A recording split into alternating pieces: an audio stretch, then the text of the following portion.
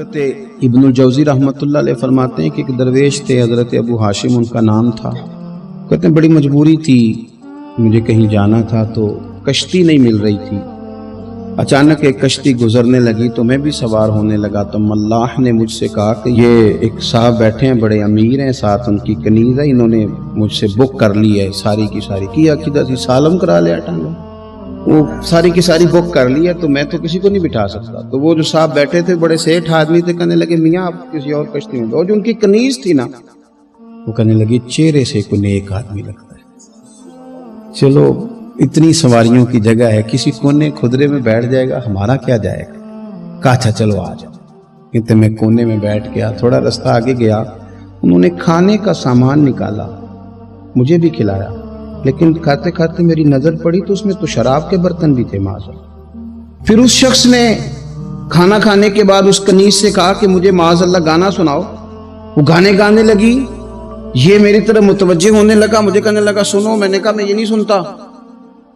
پھر میری طرف شراب بڑھائی، میں نے کہا میں نہیں پیتا، تو کہنے لگا تو کیا سنتا ہے، تو کیا سنتا ہے، تو کہنے لگے میں سناؤں کیا سنتا ہوں۔ کہا سنائیے، فرماتے میں نے قرآن پاک پڑھنا شروع کر دیا۔ کچھ لوگ، میں آپ کو یقین سے کہتا ہوں، کچھ لوگ ایسے ہیں جن کی زندگی دور گزر گئی ہے مسجد سے، انہیں کو بندہ چاہیے جو تھوڑا سا جا کے پیغام حق سنائے۔ یعنی ان کو پتہ ہی نہیں ہے کہ دین میٹھا کتنا ہے، حسین کتنا ہے، قرآن میں چاشنی کتنی ہے، سرکار کی تعریف کا، نعت خوانی کا رنگ کتنا شاندار ہے۔ میرا یہ ماننا ہے کہ جسے رب رسول کے رنگوں کی خوشبو کا پتہ چل گیا نا، پھر دنیا کا کوئی اور رنگ اسے اپنی طرف مائل کر ہی نہیں سکتا، سوال ہی پیدا نہیں ہوتا۔ کچھ لوگوں نے سونگا نہیں ہے، آئے نہیں ہیں، قریب نہیں آئے۔ شیخ ابو ہاشم کہتے ہیں مجھے کہنے لگا سناؤ نا، امیر آدمی تھا، کبھی اس طرف گیا ہی نہیں تھا، ڈھیروں لوگ ہیں جو نہیں مسجد جاتا۔ الہاکم التکاثر حتی زرتم المقابر، اللہ فرماتے ہیں کہ تمہیں دولت کی ہرس نے اتنا عجیب الجھا دیا کہ قبروں تک پہنچ گئے تھے۔ بہت سارے لوگ ہیں قبر میں چلے جاتے ہیں، مسجد میں نہیں آتے۔ تو کہتے ہیں میں نے اسے چند آیتیں سنائیں، اس کی تو کیفیت ہی بدل گئی۔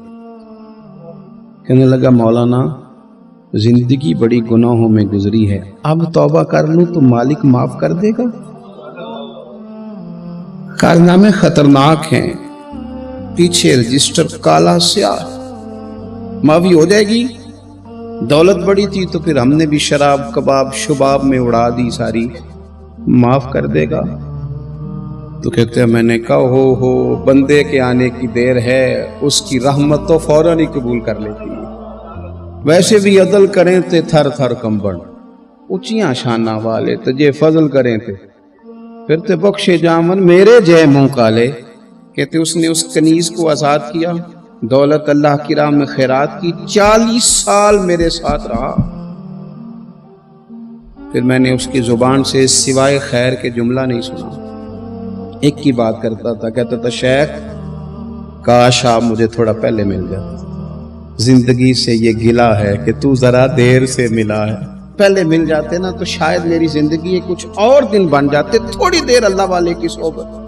آپ فرماتے ہیں پھر وہ 40 سال کے بعد میرے سامنے انتقال ہوا، میں نے ہی دفن کیا، میں نے ہی قبر میں اتارا، جنازے کا اہتمام بھی میں نے ہی کیا۔ میرا یار تھا، دل لگ گیا تھا، پیار ہو گیا، میں پریشان رہتا۔ ایک دن خواب میں مل کے مجھے کہنے لگا فکر نہ کر، میں نے اپنے رب کو بڑا ہی مہربان پایا ہے، میں نے اسے بڑا کریم پایا ہے، معاف کرنے والا پایا ہے، درگزر کرنے والا پایا ہے، اس نے فضل فرما دیا، میرے گناہوں پر اس کے عفو و درگزر کا قلم چل گیا ہے، اور میرے حق میں جو فیصلہ آیا ہے وہ رحمت والا ہی آیا ہے۔ جو لوگ کہتے ہیں نا میرا دل نہیں بدلتا، جو لوگ کہتے ہیں میری کیفیت نہیں بدلتی، ذوق نہیں آتا، تو یہ حدیث بتاتی ہے کہ ذوق بھی کوئی خاص صحبت میسر آئے تو پھر ہی قائم رہتا ہے۔ وہ جو محبوب علیہ السلام نے فرمایا نا کہ اللہ کا بندہ وہ ہے جسے دیکھو تو رب یاد آ جائے۔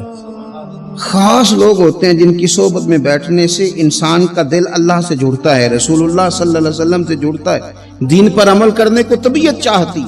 ایسے لوگوں کی صحبت کتنی مفید ہے وہ ہمیں اس حدیث سے اخذ کرنا ہے۔ حضرت حنظلہ رضی اللہ تعالیٰ عنہ اور مرکز وفا اور اس امت کے ادب اور عشق میں استاد حضرت ابو بکر صدیق رضی اللہ تعالیٰ عنہ، یہ دونوں حضور کی بارگاہ میں گئے، انداز کا اختیار کیا، کہنے لگے یا رسول اللہ صلی اللہ علیہ وسلم، ہمارے دل کی تو کیفیات دو قسم کی ہیں۔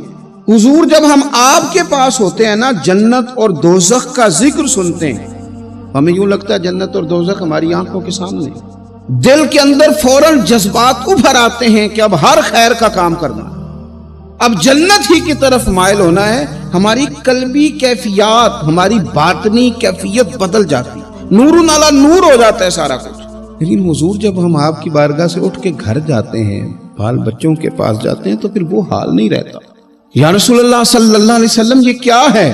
تو محبوب نے کیا فرمایا؟ آپ یقین کریں جو اہل طریقت اور تصوف ہے نا، یہاں ان کی روحیں مچل جاتی ہیں۔ حضور فرمانے لگے حالت ایک طرح کی نہیں رہتی، ہاں اگر تمہاری وہی حالت رہے جو تمہاری میرے پاس ہوتی ہے، اگر کیفیت باطنیہ وہی رہے جو میری بارگاہ میں ہوتی ہے، تو فرمایا تم بستروں میں موجود ہو اور فرشتے آ کے تم سے سلام کریں، تم ابھی رستوں میں ہو اور فرشتے تم سے ملاقات کریں، اگر تمہاری کیفیت وہ بن جائے جو یہاں ہوتی ہے، اگر تم اسی پر جم جاؤ، وہی حالت ہو جائے، تو پھر تو فرشتے گویا آئیں تمہاری زیارت کے لیے، تمہاری ملاقات کے لیے فرشتے آئیں۔ اگر کیفیات بدل جائیں کسی اللہ کے بندے کی بارگاہ میں بیٹھ کر، تو پھر اس کیفیت کو برقرار رکھنے کی کوشش کی جائے، اگرچہ حضور نے فرما دیا کہ کیفیات ایک جیسی نہیں رہتی۔ اور چلو میرے بھائی تھوڑی دیر کے لیے ہی صحیح، جتنی صحبت میسر آئے، شاید اسی لیے امام اعظم ابو حنیفہ رحمۃ اللہ علیہ کی عمر 60 سال سے زیادہ تھی، تو کسی نے پوچھا حضور کتنی عمر ہے؟ فرمایا عمر ہے 3 سال۔ حضرت آپ تو علم، عمل، روحانیت، معرفت کے شاہ سوار ہیں، تو ساری داڑھی سفید اور آپ کہہ رہے ہیں 3 سال۔ فرمانے لگے عمر وہی 3 سال ہے جو امام جعفر صادق کی خدمت میں گزر گئی۔ وہ کیفیات جو ان کی بارگاہ میں رہتی تھیں، وہ انداز جو ان کی بارگاہ میں رہتا تھا، جو ان کے پاس ہوتا تھا، وہ پھر کہیں اور میسر ہر مشکل دی کنجی یارو ہاتھ مرداں دے آئی، اور مرد نظر کرے جس ویلے، اوئے ہوئے مرد نظر کرے جس ویلے، مرد نظر کرے جس ویلے، پھر مشکل رہے نہ کائی۔ وہ جو کیفیات ہے نا اس وقت کی، ان کو رب کا بندہ ملے اور انسان اس کی صحبت میں بیٹھ کے اپنے رب کو یاد کرے، رسول کریم کی محبت میں مچلے، تو پھر وہ لمحے اتنے قیمتی ہیں کہ وہ زندگی سنوارنے کے لیے کافی ہو سکتے ہیں۔